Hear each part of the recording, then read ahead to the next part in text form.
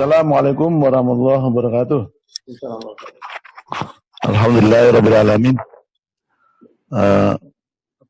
Teman-temanku yang saya hormati, ini masih di tempat tugas terkait dengan PPDB DKI Jakarta tahun 2020 memang agak istimewa untuk tahun ini. Maka saya sering mengatakan PPDB DKI Jakarta 2020 rasa COVID-19. Karena memang saya merasakan sekali di DKI itu benar-benar mengikuti instruksi Pak Gubernur bahwa semua pegawai DKI yang tidak punya kepentingan atau ASN atau KKI harus WFH. Sehingga memang kondisi sekolah itu benar-benar sepi dan koordinasi kerja juga agak lamban karena memang biasanya kita saling bertemu, berkoordinasi, tetapi tiba-tiba kita harus berkoordinasi yang mana kalau tidak ketemu langsung itu kurang tuntas gitu.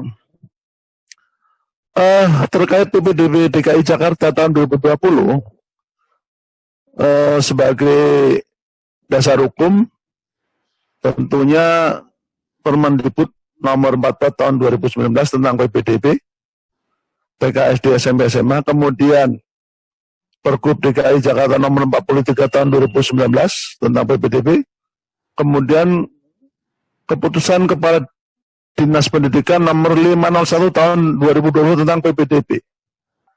Nah, dari situ, dari dasar hukum ini, kita bisa lihat salah satunya tercantum dalam Permendikbud nomor 44 pasal 11 itu disebutkan bahwa pendaftaran PPDB dilaksanakan melalui jalur, ada 4 jalur untuk, jadi ini petunjuk dari Permendikbud nomor, ada jalur zonasi, afirmasi, perpindahan orang tua atau wali, dan prestasi. Nah, di situ juga di ayat berikutnya itu disebutkan jalur zonasi ketentuannya harus sekian persen, jalur afirmasi harus 15% dan seterusnya.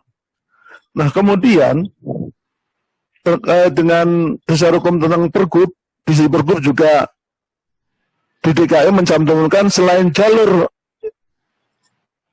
zonasi, afirmasi, perpindahan orang tua dan prestasi, ada yang namanya jalur inklusi. PPDB tahun ini, di mana untuk jalur inklusi digunakan untuk anak-anak yang ABK, di mana di situ disebutkan bahwa hitung-hitungannya itu perambel 2 orang. Jadi kalau misalnya tahun ini sebuah sekolah itu menerima 7 rombel, maka tinggal dikali 2 kali 7, 14 orang itu. Nah, terkait dengan ramenya di DKI ini, walaupun tadi akhir-akhirnya juga terjadi kompromi, ya kalau kita baca kompromi terkait dengan zonasi, memang kalau di zonasi, memang untuk zonasi DKI, kalau menurut saya nih ya, agak berbeda pengertiannya, walaupun aturannya sama, tapi implementasinya di lapangan agak beda. Kalau di DKI itu, hitung-hitungannya itu per kelurahan. Jadi, batasnya kelurahan, di mana misalnya gini, sekolah, misalnya dari jenjang SD, mau ke SMP, maka hanya boleh, kalau jalur zonasi ya, hanya boleh anak itu mendaftar dalam zonasi yang sudah ditentukan dalam satu kecamatan. Sedangkan anak SMP yang mau mendaftar ke SMA atau anak SMA khususnya yang ada zonasi, kalau di SMA tidak ada zonasi, maka hanya boleh mendaftar 2 SMA. Nah, untuk tahun lalu memang patokannya walaupun zonasi ataupun jalur afirmasi itu masih berpedoman pada nilai ujian nasional. Tetapi untuk sekarang yang bikin rame karena yang diutamakan adalah usia. nilai di dalam keputusan kepala dinas itu disebutkan di situ bahwa untuk seleksi DKI, maka jalur zonasi itu yang pertama urutannya usia tertua ke usia termuda, kemudian baru urutan pilihan sekolah, yang ketiga waktu mendaftar. Nah, memang banyak sekali. Kenapa? Saya juga bertanya-tanya. Kebetulan saya memang tidak, ya memang saya belum masuk ke dalamnya. Artinya memang tidak tahu persis bagaimana sebenarnya kebijakan dinas pendidikan ini terkait dengan persentase jalur zonasi sekian persen, jalur afirmasi sekian persen. Itu memang adanya di dinas pendidikan. Jadi kalau pergubnya itu memang sudah jelas bahwa segala sesuatu yang terkait dengan PPDB ini semua di bawah kendali dari dinas pendidikan. Jadi itu aja mungkin yang terkait dengan yang perlu saya sampaikan. Saya bertanya-tanya, kenapa nilai kok tidak dijadikan alat ukur utama? Saya bertanya. Saya sebagai guru berpengalaman dalam beberapa tahun ini memang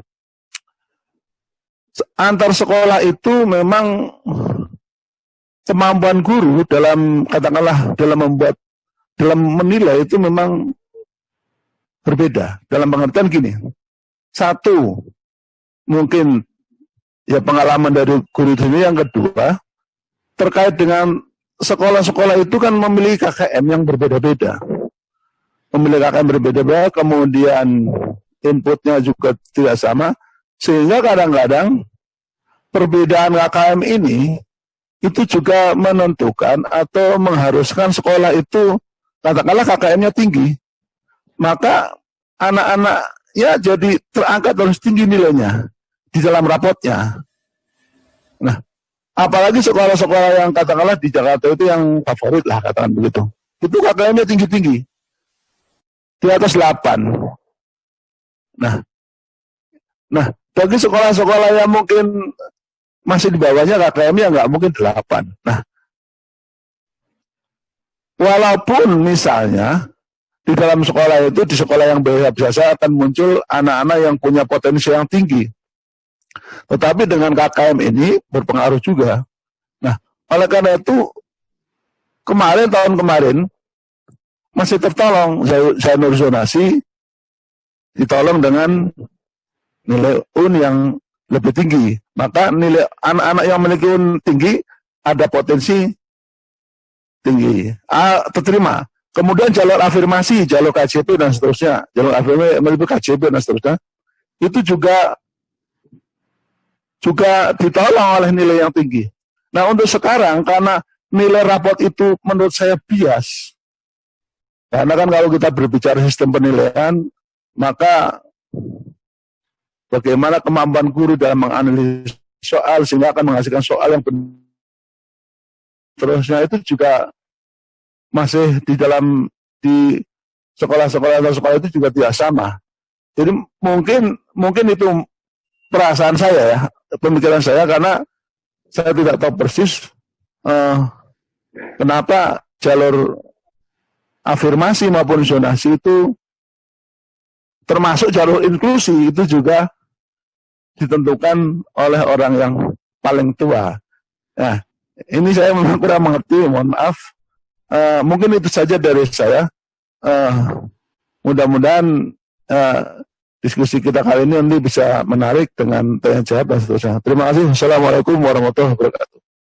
Terima kasih kepada Pak Abdul Qolik yang telah memberikan pandangan tentang Kemendikbud yang dilaksanakan di DKI Jakarta. Ini dari praktisi, terlebih Bapak Dr. Sutrisno Muslimin ini di pendidikan swasta, di yayasannya ya. Apalagi jika DKI Jakarta sekolah negerinya banyak, menampung murid banyak, sekolah swasta yang kelimpungan. Wah. Ya, terima kasih. Assalamualaikum warahmatullahi wabarakatuh. Waalaikumsalam warahmatullahi wabarakatuh. Alhamdulillah, teman-teman sekalian di seluruh Indonesia yang saya hormati, terima kasih sore ini kita bisa sharing soal Kisruh PPDB tahun 2020. Saya memang menulis materi saya dengan judul Problematika PPDB 2020, upaya untuk merajut keadilan sosial.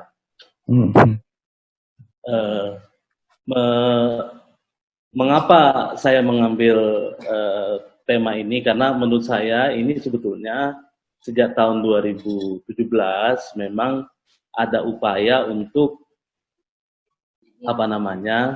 melaksanakan PPDB yang lebih berkeadilan.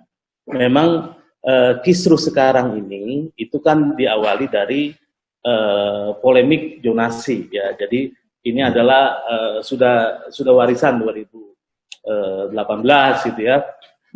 Sejak zaman Pak Muhadjir ini rame sejak zonasi. Nah sekarang kan kemudian kisruh karena usia, walaupun usia ini sebetulnya sudah masuk sejak 2017 Pak Holik. Cuma karena yang dijelaskan Pak Holik tadi bahwa zonasi plus dengan gitu ya, sehingga masih bisa tertolong kan seperti itu ya. Sehingga mereka saudara-saudara kita yang sudah bekerja keras gitu, yang sudah belajar total gitu ya, nah itu kemudian masih bisa diakomodasi lewat nilai ujian nasional. Dan kalau kita lihat ketentuan PPDB yang dikeluarkan oleh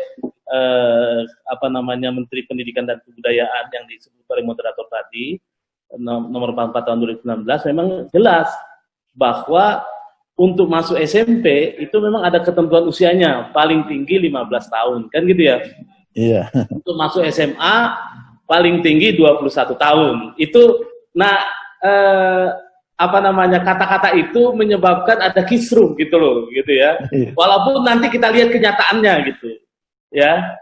Karena kan tema besar saya itu soal keadilan sosial, ya, bahwa pemerintah itu kan memikirkan secara holistik ya, secara menyeluruh menyangkut warga negara Indonesia dari yang paling pinggir sampai yang paling kota, kan seperti itu. Jadi kisruh soal usia ya yang dimunculkan tahun ini, yang dipublish tahun ini itu nampaknya ikut berkontribusi menyebabkan agak rame gitu. Nah, selanjutnya saudara sekalian, misal kita lihat komposisi tadi yang disampaikan oleh Pak Holik, memang faktor zonasi sekarang ini 50% Pak Holik. Jadi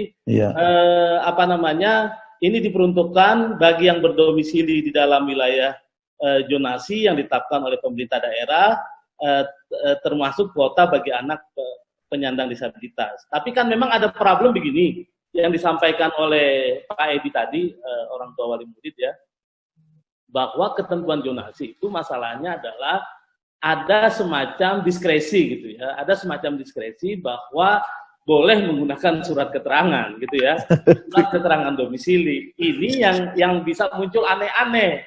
Ini ini bisa muncul aneh-aneh. Kenapa? Karena kemudian contoh misalnya di SMA 1 Depok gitu ya, ketika PPDB tahun lalu, terus tahu saya agak rame karena tiba-tiba orang yang tinggal di sekitar SMA 1 Depok itu jadi banyak gitu. Jadi ini sebetulnya karena apa? Karena dibuka celah itu gitu. Tapi kalau seperti di Jakarta kita mengurus bansos gitu ya, karena saya juga komisaris di Pasar Jaya, itu jelas basisnya adalah kakak, jadi nggak bisa ada pengganti gitu ya, sehingga tidak ada orang yang melakukan manipulasi gitu. Yang kedua adalah afirmasi ini 15%, dan ini memang diperuntukkan bagi peserta didik dari keluarga ekonomi tidak mampu, dibuktikan dengan keikutsertaan peserta didik dalam program penanganan keluarga tidak mampu dari pemerintah pusat atau pemerintah daerah. Jadi ini memang lagi-lagi ya, sejak era Pak Jokowi gitu ya, itu memang didorong bagaimana supaya setiap warga negara Indonesia mempunyai kesempatan yang sama untuk mendapatkan pendidikan yang terbaik, gitu ya. Jadi ada zonasi, kemudian dikasih. Ini kan yang suka salah pahamnya adalah sudah ada zonasi 50% gitu ya. Nah, tiba-tiba dia kok walaupun tinggal di situ kenapa nggak masuk gitu ya, kan seperti itu. Nah, jangan salah bahwa ada kuota 15% untuk yang afirmasi. Dan selanjutnya ada kuota 5% untuk yang pindahan gitu. Dan ini juga bikin kisru juga gitu. Karena apa? Karena ada problem Pak Kholik di sosialisasi. Jadi bahwa tiba-tiba ada orang pindahan dari mana gitu, tujuannya jelas dibuktikan dengan surat penugasan dari instansi lembaga, kantor atau perusahaan yang mempekerjakan, ya, dapat juga digunakan untuk anak guru. Jadi memang ada prioritas karena dulu itu sempat didorong agar guru-guru itu tidak stay di satu sekolah gitu Pak Kholik. Jadi supaya apa? Supaya tidak ada center of excellence ya.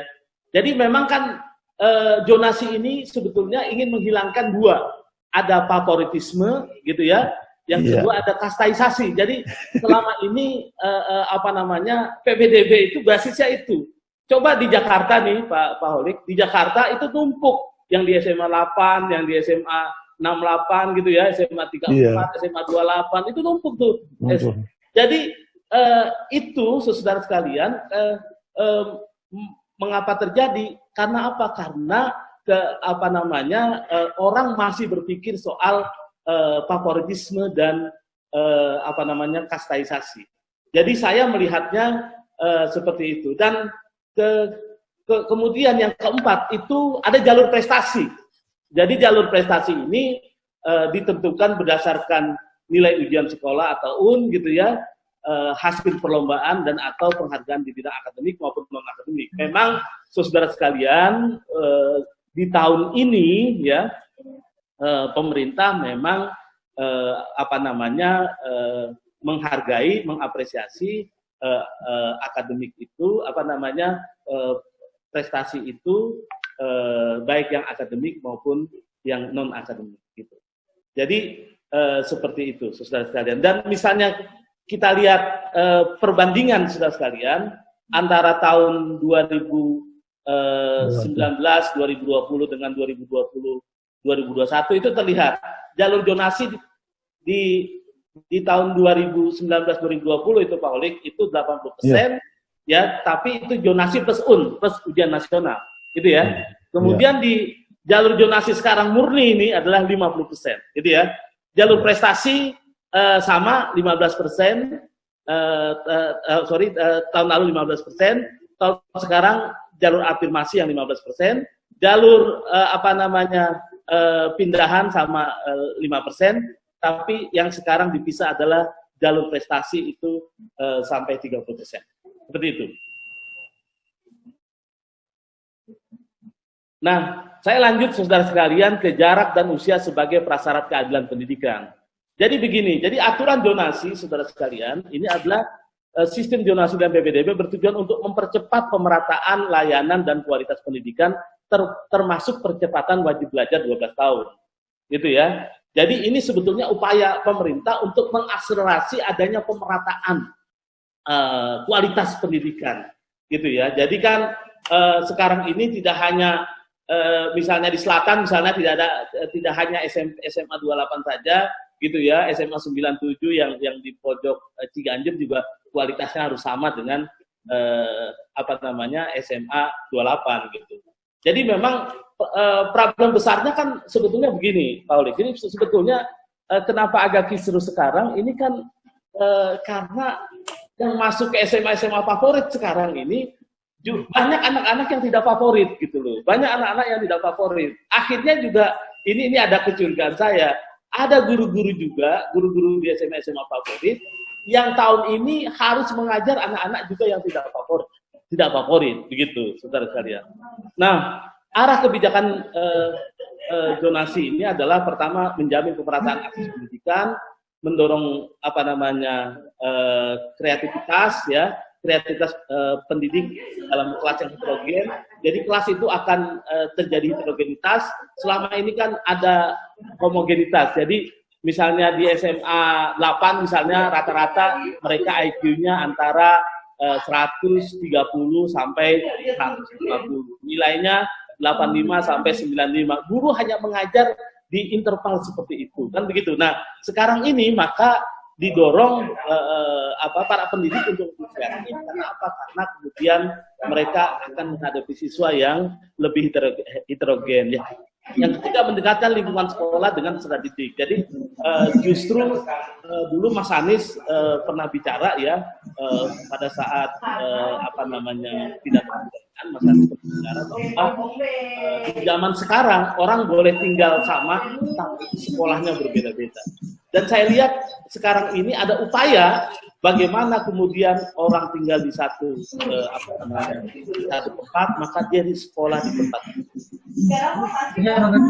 Nah, saudara sekalian, zonasi sekolah ini adalah solusi tata kelola pendidikan yang lebih baik. Jadi memudahkan upaya peningkatan kapasitas guru. Jadi jauh lebih jauh lebih mudah untuk meningkatkan, untuk mengupdate, karena ada semacam homogenitas ya guru-guru di sekolah itu, sehingga kemudian kita tahu apa yang kurang yang harus dikasih kepada guru-guru tersebut. Yang kedua, menghilangkan praktik jual beli kursi dan pungli. Terus kan dari tahun ke tahun seperti yang dikatakan Pak Edi bahwa problem ini besar ya, bahwa selalu ada dalam hal penerimaan murid baru di Indonesia. Nah, namun demikian, saudara sekalian, pemerintah tahun ini juga menetapkan sekolah non zonasi. Jadi ada sekolah-sekolah yang tidak masuk zonasi, misalnya sekolah Indonesia di luar negeri, ya, kemudian sekolah pendidikan layanan khusus, ya, sekolah berasrama, sekolah pendidikan khusus, gitu ya. Jadi seperti di Jakarta, mungkin sekolah Husni Tamrin itu tidak masuk zonasi, dia bisa menerima siswa dari mana saja, seperti itu. Terakhir, saudara sekalian, yang ingin saya sampaikan adalah keadilan sosial dimulai dari ruang kelas, saudara-saudara sekalian. Jadi sekolah negeri merupakan entitas pelayanan negara untuk publik yang seharusnya memang membuka ruang seluas-luasnya untuk berbagai kalangan. Karena apa, saudara sekalian? Kita lihat bahwa ternyata ya ini di Jakarta ya, SMP negeri itu ya, itu kan hanya bisa menyerap 46,2% gitu ya. SMA dan SMK itu hanya bisa menyerap 32,9% gitu. Coba bayangkan kalau 46,2% ini diisi hanya berdasarkan kepada seperti zaman kita nih Pak Holik. Zaman kita itu kan hanya nilai EBTANAS gitu ya. Zaman saya nih yang angkatan kolonial dan bapak-bapak sekalian ini angkatan kolonial. Jadi kalau NEM kita dulu namanya NEM ya. NEM kita itu di bawah 37, jangan berharap dapat SMA negeri yang baik gitu kan. Kalau NEM kita sudah di atas 42 baru kita kemudian bisa masuk ke SMA negeri itu gitu ya. Nah, itulah yang menyebabkan orang marginal, orang yang tertinggal itu akan selalu tertinggal dan dia nggak akan berubah gitu. Inilah yang kemudian dicarikan jalan oleh pemerintah bagaimana kemudian orang-orang yang tertinggal, orang-orang marginal, orang-orang yang tidak berkompetisi itu kemudian dikasih ruang, dikasih kuota gitu ya untuk bisa masuk sekolah di wilayahnya yang bagus. Seperti itu. Jadi dengan melihat seperti ini harusnya kita paham bahwa ini adalah jalan terbaik bagaimana kemudian mereka itu bisa diserap di lembaga-lembaga pendidikan negeri. Nah, kalau kita lihat dampak seleksi usia untuk jalur zonasi, yang pertama ini yang dikatakan Bu Nahdiana ya, bahwa umur merupakan kriteria netral, gitu ya.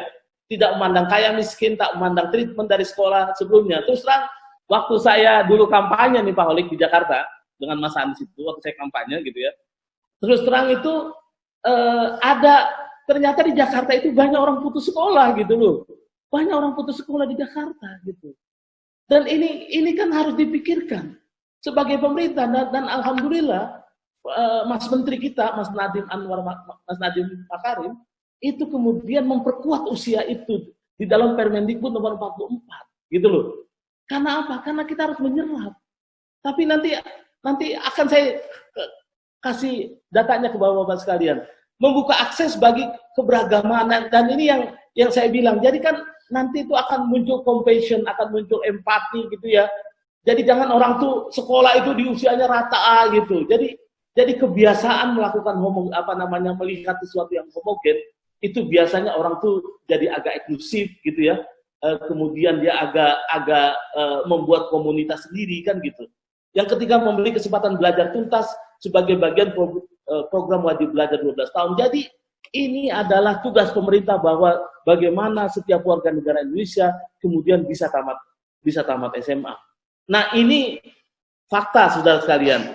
Jadi yang dikisruhkan, saudara, ini saya kasih data ya. Ternyata yang diumumkan hari ini, saudara sekalian, itu yang masuk SMA, ya, usia 13 sampai 14 tahun itu 0,2%. Usia 15 tahun itu 39,7%. Usia 16 tahun itu 52,8%. Usia 17 tahun itu 6%, usia 18 sampai 20 tahun itu 1,4%. Artinya apa? Artinya 92% itu memang usia ideal masuk SMA. Jadi kalau ada orang kritik sampai ada orang udah tua gitu pakai baju SMA, menurut saya keterlaluan lah. Jadi bahwa sesungguhnya tetap saja ya kita kan harus memberikan kesempatan kepada warga Indonesia ya untuk mendaftar. Di SMP kita lihat usia 0 sampai 11 cuma 0,3%, 12 tahun dan 13 tahun itu 90% gitu ya.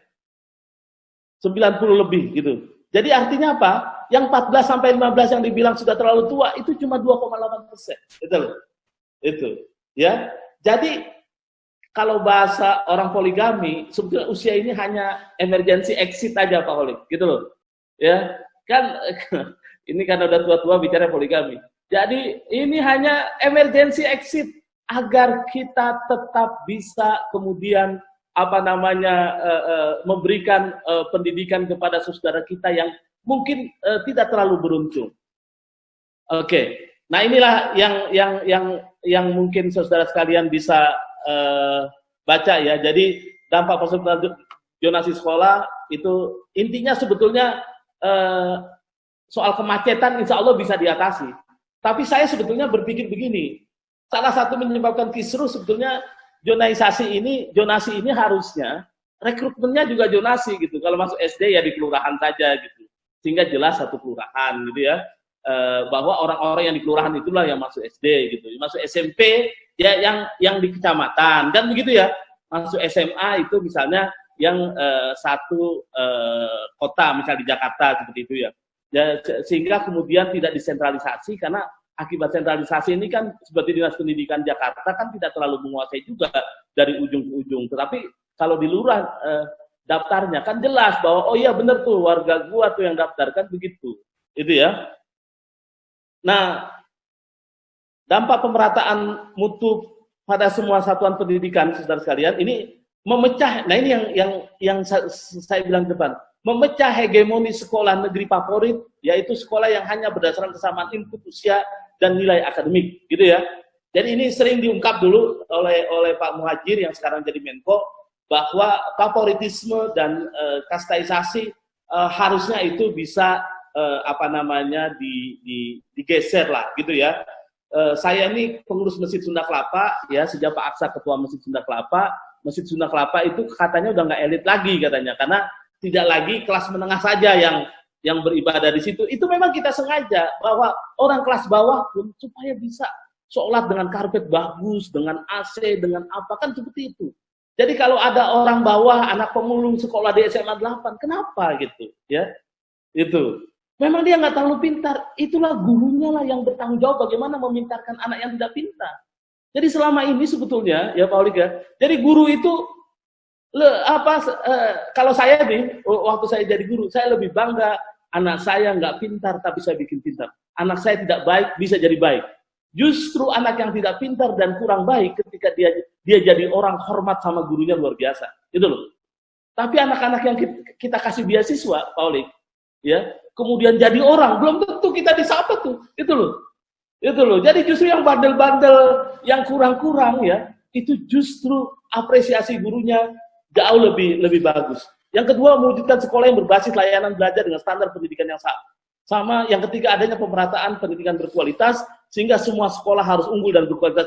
Jadi didorong agar semua sekolah di semua Indonesia itu harus unggul dan berkualitas.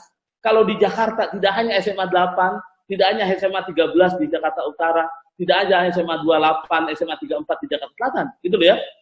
Tidak hanya SMA 78 di Jakarta Barat, tapi semua SMA 1 sampai 100 sekian saya nggak hafal, itu kemudian menjadi unggul dan berkualitas. Dampak partisipasi dalam penyelenggaraan pendidikan, sekolah negeri tak lagi diskriminatif dan memonopoli siswa yang berbakat akademik, namun dengan adanya sistem zonasi, mereka cenderung berkolaborasi. Nah, ini sebetulnya jargon yang sering diungkap oleh Mas Nadiem, diungkap oleh Pak Anies, bahwa sekarang ini tidak bisa kemudian kita egosektoral, gitu ya. Kita harus berkolaborasi untuk menciptakan pendidikan yang berkualitas. Yang kedua, perluasan input sekolah negeri melalui jalur zonasi, usia, dan afirmasi, membuka peluang kepada sekolah swasta mendapatkan input akademik yang baik dan beragam latar belakang. Nah, ini juga ada dampak.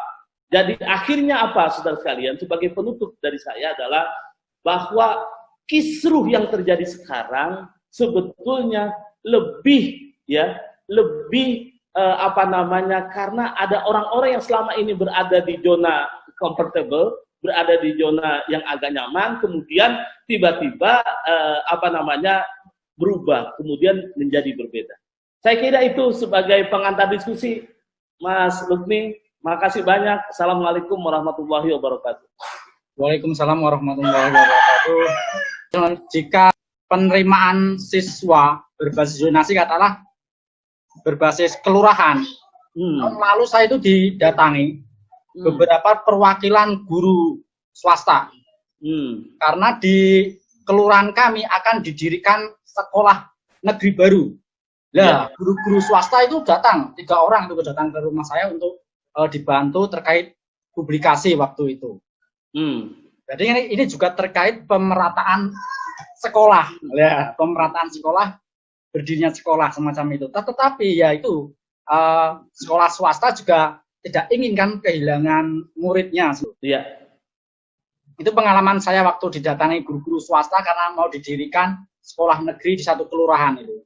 Iya. Ya, yang terpenting kan begini, Mas Lukni. Sekolah swasta itu memang dia harus lebih kompetitif.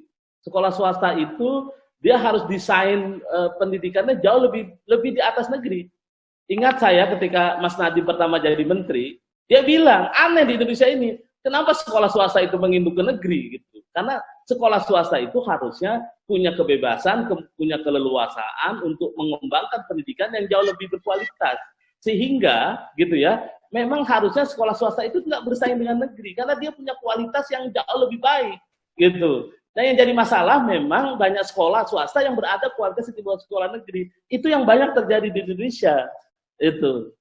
Mungkin ada tanggapan dari Pak Kolik tentang pemaparan dari Pak Sutrisno. Ya, saya merasakan di Jakarta ini fakta di lapangan terkait dengan kondisi ya. Contoh di sekolah yang saya sekarang sedang bertugas ini tentang anak-anak KJP ini. Anak-anak KJP itu kan memang diberi kemewahan sedikit ya tentang biaya itu. Di mana anak-anak itu sudah sekolahnya gratis, terus dapat uang. Ya mungkin pendekatan-pendekatan yang lain dengan ini yang belum digarap oleh Dinas Pendidikan ya Pak Sutrisno, bahwa sebenarnya untuk mencerdaskan anak-anak kita ini jangan dibebankan kepada guru semua, tapi bebanlah kepada orang tua. Kita tekan dalam apa? Misalnya gini, kita mau memberdayakan komite sekolah yang selama ini tidak berfungsi, berperan. Mari kita tarik dalam rangka untuk memonitoring dana-dana KJP itu. Artinya apa? Anak-anak yang sudah dapat KJP, misalnya ini yang KJP ya, yang mungkin yang lebih gampang untuk itu kita koordinasikan di wilayah-wilayah itu, kemudian kita buka akses untuk belajar. Mohon maaf ini, rata-rata anak-anak KJP itu yang saya pernah alami, itu yang saya pernah survei, itu rata-rata tempat tinggal mengenaskan, kondisi orang tua mengenaskan, tidak layak. Bagaimana dia mau bisa belajar? Untuk tidur saja susah, untuk apa-apa susah. Bahkan kadang-kadang satu kota, bahkan saya pernah survei ke kolong jembatan. Saya nggak menyangka di kolong jembatan ternyata banyak orang. Dan saking banyaknya saya memilih, kok bukan anak-anak dibiarkan untuk belajar di orang yang mungkin memberikan motivasi dan seterusnya, atau bahkan mungkin ada bisa yang carikan guru yang bisa matematika, mengajar matematika dan seterusnya. Sehingga anak-anak yang sudah secara ekonomi lemah, hanya dapat duit sedikit, terus nggak mau sudah. Artinya nanti dengan adanya program semacam ini, kolaborasi dengan orang tua, jadi peran komite itu harus kita ubah sedikit, maka insya Allah anak-anak yang tadinya mungkin masuk dalam dataran afirmasi, nanti ujungnya dia akan menikmati hasil dari afirmasi itu menjadi prestasi, sehingga anak-anak yang katakanlah lewat jalur afirmasi ini, dia bisa mengandalkan selain dapat jalur zonasi, mungkin kemudian dia bisa masuk lewat jalur afirmasi, dia karena nilainya tinggi, karena kita bina, dia bisa masuk melalui jalur prestasi. Jadi sebenarnya banyak PR yang bisa kita kerjakan, Pak. Itu menurut saya. Jadi intinya kita harus punya kemauan, gitu. Harus ada cara-cara untuk memberikan solusi-solusi belajar. Karena memang kalau kita nggak rencanakan, kita terus main-main, atau kita terus tak peduli, kita hanya meratapi anak-anak dan kita hanya menghasut orang-orang yang gagal dan seterusnya, ya tidak ada perubahan. Dan ingat bahwa kalau sekolah negeri itu bagus pendidikannya, merata dan seterusnya, maka yang paling diuntungkan adalah orang Islam. Karena orang Islam adalah orang yang paling banyak memasuki sekolah-sekolah ini yang kita harapkan nanti yang kita harapkan dari sekolah-sekolah yang negeri yang Islam ini akan mencetak kader-kader kita, atau katakanlah ya umat-umat yang akan katakanlah yang menegakkan agama kita, gitu menurut saya. Terima kasih. Assalamualaikum. Ya, terima kasih. Assalamualaikum warahmatullahi wabarakatuh. Waalaikumsalam warahmatullahi wabarakatuh. Waalaikumsalam warahmatullahi wabarakatuh. Alhamdulillah bisa bertemu di virtual ya. Karena materinya pendidikan, makanya saya mau ikutan. Kemarin-kemarin ada Zoom juga, tapi saya nggak bisa ikut karena bukan bidangnya.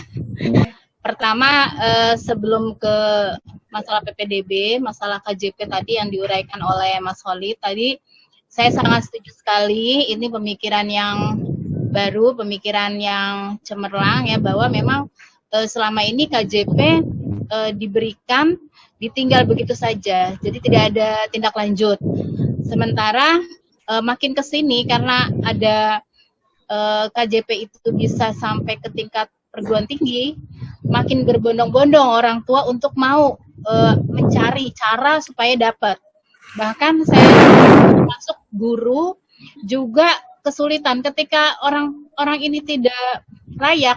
Saya di kelas 9 nih, dia nggak layak, tapi dia dari sebelumnya udah dapet, atau dari SD-nya udah dapet, dia ngotot harus dapet.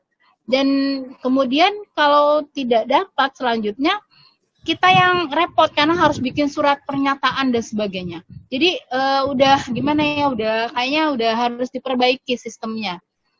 Kemudian apalagi kalau solusinya tadi adalah bisa kerjasama dengan masyarakat, jadi belajar di masyarakat seperti tadi Mas Khalid bilang, dimaksimalkan fungsi masjid atau lembaga-lembaga yang ada di masyarakat.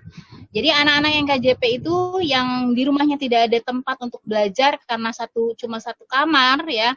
Nah di tempat-tempat di masjid dan sebagainya dia belajar bersama. Kalau bisa malah mendapat di akhir pembelajaran, di akhir semester misalnya dia ada satu bukti bahwa dia sudah mengikuti belajar di tempat mana gitu. Nah ini sebagai dibawa ke sekolah, ini sebagai nilai tambah. Itu bagus sekali. Jadi ada link ya. Jadi nggak parsial, nggak masing-masing berdiri sendiri. Bagus juga itu untuk ditindaklanjuti ide-ide seperti itu. Nah, berkaitan dengan PPDB, saya mencermati bahwa memang kalau untuk aturan sudah benar di atas kertas sudah bagus, sudah sesuai. Nah, cuma ada hal yang mungkin kalau menurut saya tuh ada salah di aplikasi web yang digunakan. Jadi otomatis yang daftar itu langsung umur, gitu loh, langsung umur. Karena umur yang tinggi itu langsung yang ke bawah.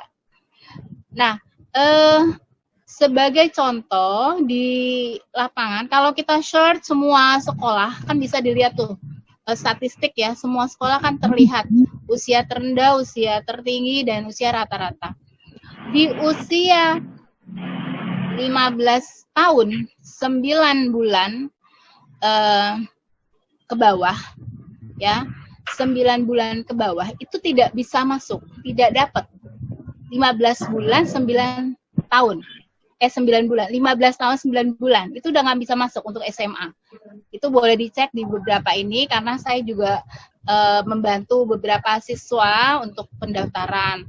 Nah, kemudian berarti yang masuk yang mana? Yang 15 tahun 9 bulan ke atas.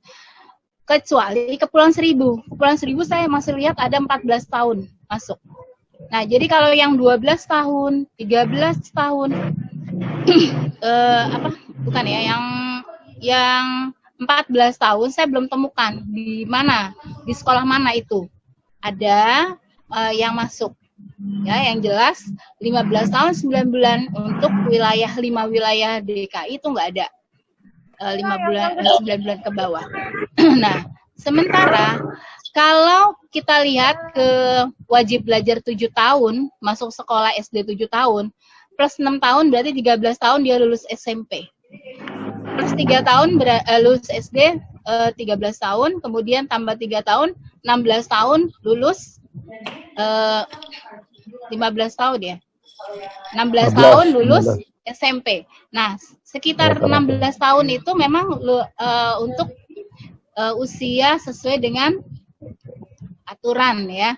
Nah, tetapi kenyataannya kita lihat memang 15 tahun itu ada di rentang, ada mungkin anak yang di antara 1 tahun itu ada yang lahirnya di awal gitu kan ya. Jadi memang berkurang 16 tahunnya. Nah, sementara kalau bisa kita lihat pemetaan usia dari lulusan siswa itu ada di mana terbesarnya. Jadi yang seharusnya mendapatkan hak itu kan lebih banyak yang lulusan tahun ini. Ya, artinya usia 15 tahun, 16 tahun. Nah, ini harusnya kan mendapat hak lebih. Nah, sementara ini tersisihkan. Kenapa? Karena setelah saya lihat, ini orang-orang yang masuk, ya anak-anak yang masuk itu, setelah saya teliti, di bagian-bagian atas itu, usia-usia tinggi, itu ternyata memang banyak yang dari PKBM, jadi sekolah paket. Nah, kalau kita lihat sekolah paket, dia biasanya sekolah paket itu yang ujian aja ya. Nah, ketika sekarang dia mau masuk sekolah, konsekuensinya siap atau tidak anak itu untuk mengikuti pembelajaran seperti biasa. Itu yang pertama. Kemudian yang kedua, memang banyak dari sekolah-sekolah swasta, bahkan disinyalir ada yang lulusan tahun 2018, 2000 tahun 19. Itu supaya dia dapat negeri, daftar di tahun ini. Otomatis mengurangi jatah yang tahun ini. Walaupun memang kita boleh saja ya, karena aturan itu tadi ya, dari 2018, 2019 boleh mendaftar. Jadi artinya silakan yang berada di usia tadi itu punya hak, tapi yang lulusan tahun ini pun perlu diperhatikan kemana mereka kalau tidak ada tempat gitu ya. Kalau misalnya semuanya ke swasta juga nggak mungkin, karena banyak juga yang anak-anak KJP ini yang nggak dapet. Artinya kalau kemarin diafirmasi mereka itu juga usia yang tinggi juga yang udah dapet. Nah, di usia-usia yang tadi 15 tahun ke bawah atau 15 tahun lebih itu belum dapat sekolah. Apakah mampu bersaing di akademik yang cuma tinggal 20%? Nah, sementara yang 20% itu ini kemungkinan akan bersaing dengan nilai-nilai yang bagus otomatis. Yang nilai 9 ya, nilai 85 ke atas. Nah, otomatis yang nilai pertengahan tadi juga ada kebingungan ya langkah selanjutnya. Makanya bisa dipersingkat, Bu. Ya, makanya akhirnya alternatif akhirnya memang ke swasta ya. Jadi itu saja yang saya coba lihat bahwa bagaimana lulusan yang tahun ini itu dilihat seberapa besar ya atau pemetaannya seberapa besar sih sebenarnya yang belum mendapatkan bangku sekolah. Terima kasih. Assalamualaikum warahmatullahi wabarakatuh. Assalamualaikum warahmatullahi wabarakatuh. Terima kasih, Bu Linda. Ternyata usia-usia yang tinggi itu yang kebanyakan mana justru dari PKBM ya, penuturan dari Bu Linda itu ya. Kalau di Jakarta seperti hasil pengumuman itu hanya 7 orang usianya yang melebihi usia rata-rata sekolah SMA seperti yang dipaparkan Pak Sutrino Muslimin tadi. Terima kasih. Dapat dengar saya suara? Dengar. Ya, Assalamualaikum warahmatullahi wabarakatuh. Waalaikumsalam warahmatullahi wabarakatuh. Jadi mungkin saya dari SMA Negeri 2 Dumoga dari Kabupaten Bulang Mongondo, Sulawesi Utara. Jadi ada beberapa hal sebenarnya dalam sistem zonasi. Pertama, cukup menarik diskusi kita pada mimbar virtual kita pada hari ini. Adanya zonasi 75%, afirmasi 15%, dan lain-lain. Saya melihat ini bagian dari program Mas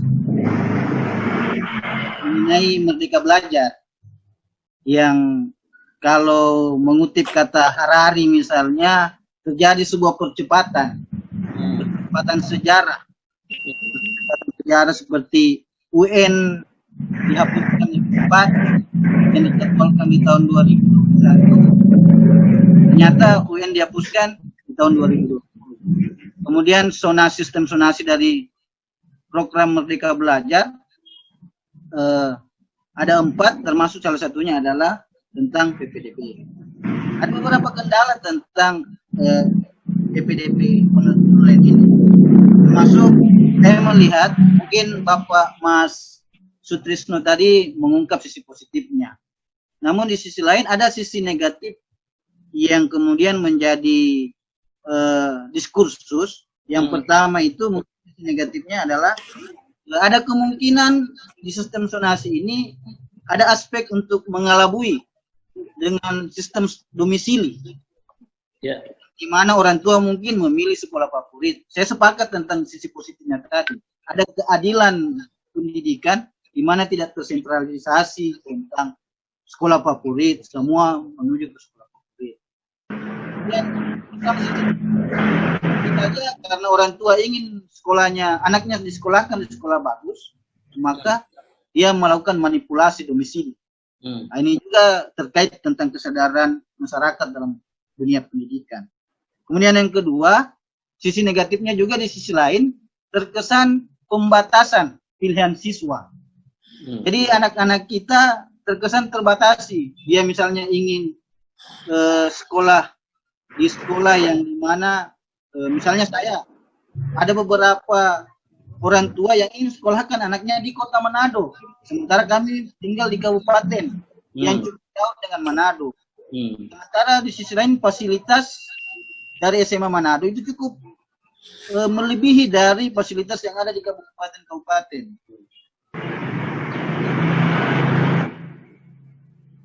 Kemudian yang berikutnya adalah sistem zonasi ini menurut saya tidak dibarengi dengan kualitas peningkatan sarana prasarana di semua lini kabupaten-kabupaten yang ada.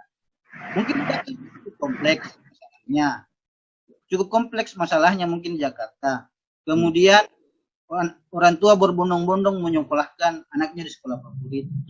Tapi di sisi lain, saya ingin bertanya di Mas Sutrisno dengan Pak Guru Abdul Khalid, solusi misalnya dalam dunia pendidikan kita mengenai pemerataan sarana prasarana.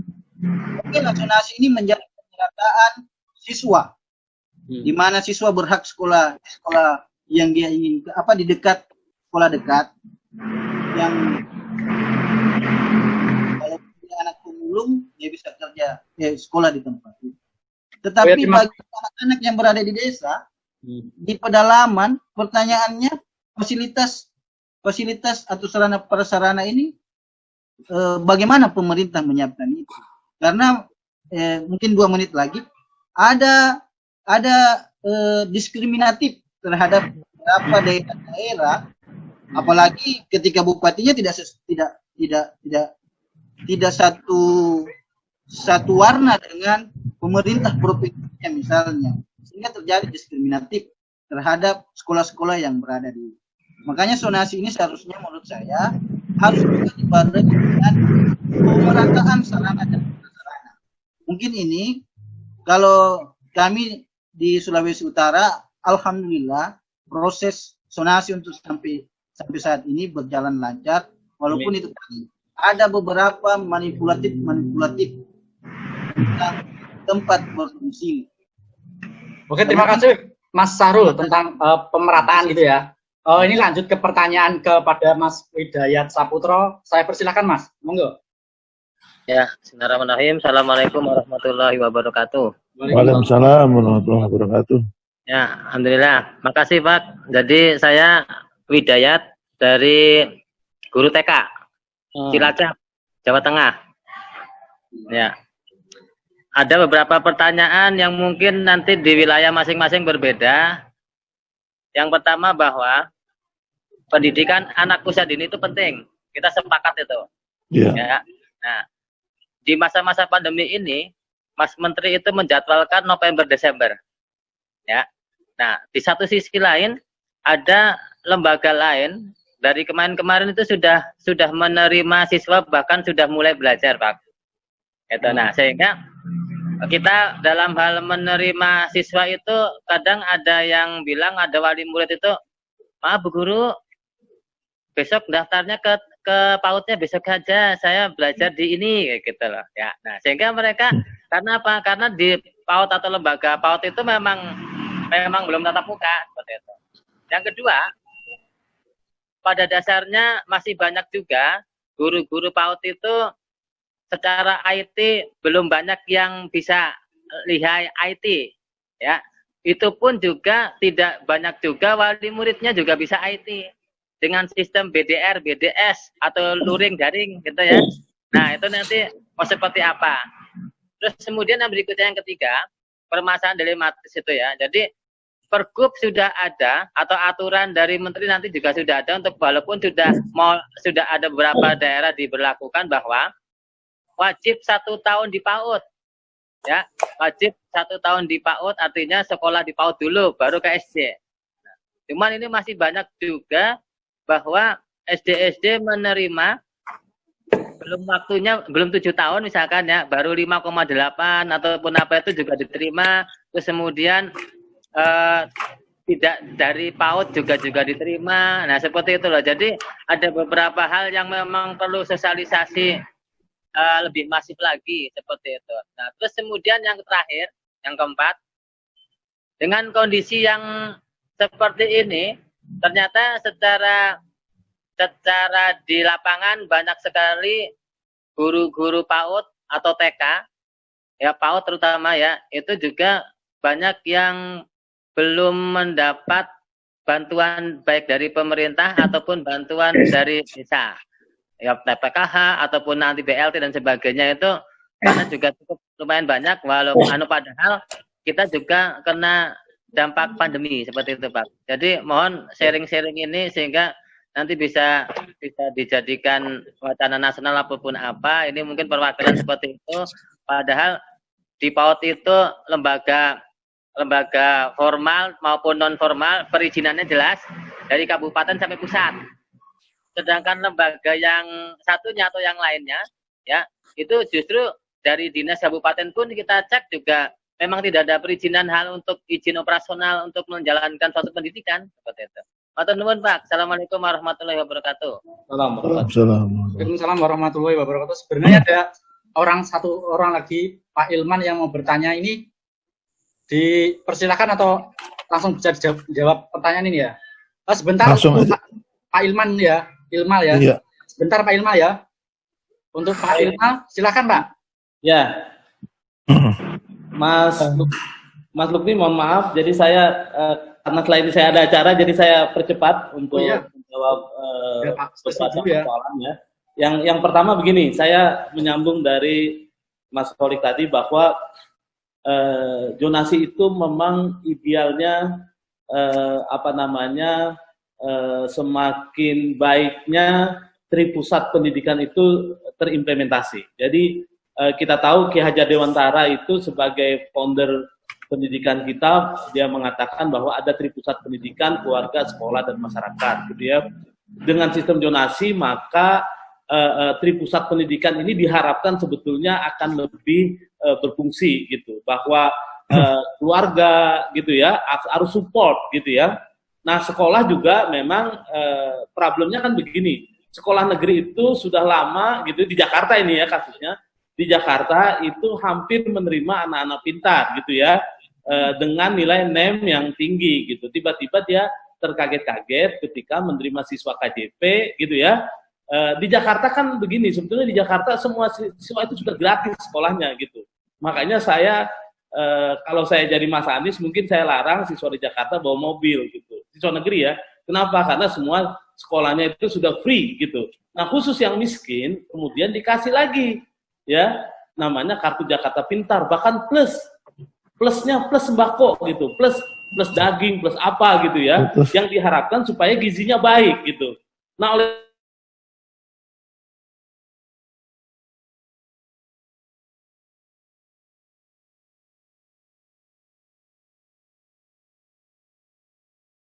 pintar itulah yang nanti sukses. Justru anak-anak yang minus, yang berasal dari keluarga-keluarga yang tidak mampu, yang berasal dari keluarga yang tidak well educated, yang budayanya mungkin tidak terlalu support gitu ya, dia masuk di lingkungan yang kemudian bisa menumbuhkan potensi dan bakatnya ya, ini yang sebetulnya diharapkan. Karena apa? Karena investasi ini sudah besar di Jakarta itu gitu ya. Dan itu memang indikatornya Mas Kholik sebetulnya Dinas Pendidikan, nanti saya coba bicara dengan Bu Nadiana, agar punya parameter gitu. Anak-anak KJP yang diserap di perguruan tinggi negeri itu berapa persen gitu ya. Jadi misalnya tahun ini ada 700 anak KJP, SMA misalnya. Dari 700 yang tamat SMA itu diterima di perguruan tinggi negeri itu berapa? Terima di UI berapa? Terima di ITB berapa? Dan itu sebetulnya menjadi indikator keberhasilan. Nah, yang kedua, saudara sekalian, saya ingin menanggapi Mas Sahrul. Memang begini, Mas Sahrul, ini penting saya komentari. Memang sejak Pak Muhadjir itu sudah bicara soal pemerataan sarana pendidikan. Ya, zonasi itu kemudian diiringi dengan ya pemerataan kualitas guru, pemerataan sarana, gitu loh. Oleh sebab itu, nah ini kan qadarullah nih, tiba-tiba Mas Nadiem jadi menteri, UN dihapus, dapat momentum ada COVID, jadi nggak perlu UN, ya kan?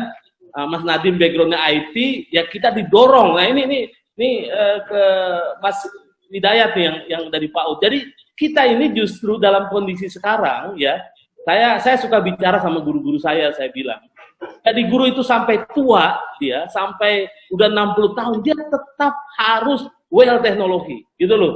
Dia harus tetap nyambung, dia harus tetap bisa menggunakan perlengkapan alat-alat pembelajaran yang canggih, gitu loh. Nah, oleh sebab itu memang harus ada pemerataan sarana pendidikan. Dan yang dari Mas Sahrul, saya memang jujur ya, sebagai praktisi pendidikan, sebagai orang ngelola pendidikan yang sudah di Makassar, di Banjarmasin, saya bikin sekolah, saya begini, saya sangat miris kalau ada orang tua yang kemudian memanipulasi dokumen untuk masuk sekolah negeri. Memanipulasi dokumen domisili misalnya gitu ya, itu haram itu. tidak barokah untuk anaknya gitu loh. Gitu loh. Saya ini Mas Olik, saya jujur, saya bicara. Coba bayangkan untuk hal yang sangat mulia gitu ya. Saya ini orang tua ini dididik nih. Orang tua itu di pusat pendidikan gitu ya. Orang tua itu dididik bahwa kau masuk SMA Muhammadiyah juga bisa masuk ITB. Kau bisa masuk SMA Muhammadiyah juga bisa kuliah ke luar negeri gitu loh. Jangan sampai kau melakukan hal yang haram untuk masuk SMA 8 gitu loh. Nanti anaknya nggak barokah gitu loh. Begitu Mas saya sering bilang sertifikasi guru nih Mas Lukni, ini harusnya tidak berdasarkan portofolio, tidak berdasarkan data di atas meja kemudian disampaikan bahwa guru itu tersertifikasi. Lihatlah guru itu tinggal, apakah dia menjadi penerang nggak di tempatnya dia tinggal, gitu loh. Makanya saya mau bilang begini, jadi apa yang terjadi, kekisruhan yang terjadi di sini, ini tidak lepas daripada bagaimana kemudian wawasan orang tua soal pendidikan. Harusnya juga, ya, makanya yang Pak Edi tadi dari orang tua itu ada sesuatu yang bagus bahwa ya memang kalau pada akhirnya tidak masuk di SMA favoritnya, gitu ya, gitu, maka kalau kita orang beragama ya itu sudah qadarullah, itulah ketentuan Allahnya. Boleh jadi ya ternyata ini waktu Pak Indra Jatisidi jadi dirjen, ternyata yang sukses-sukses di ITB, ini contoh nih ya, yang sukses-sukses di ITB itu bukan dari SMA-SMA favorit di Jawa Barat dan bukan dari SMA-SMA favorit di Jakarta, Bos. Sekarang ini kan banyak sekolah-sekolah yang atas nama sekolah unggulan itu, anak itu dieksploitasi betul ya. Untuk masuk ITB gitu, dia belajar pagi siang malam masuk ITB, tapi sampai di ITB lakukan kualitas, orang tua tidak akan minta pemotongan SPP, gitu loh. Ya, itu sudah saya alami. Jadi bahkan orang tua malu untuk mau minta pemotongan SPP karena apa? Karena pelayanan pendidikan yang dilakukan. Saya kira itu Mas Lukni dan teman-teman sekalian di seluruh Indonesia. Terima kasih. Mohon maaf saya pamit duluan karena ada acara maghrib. Terima kasih banyak. Mohon maaf atas segala apa-apa yang saya sampaikan. Billahi taufiq wal hidayah. Wassalamualaikum warahmatullahi wabarakatuh.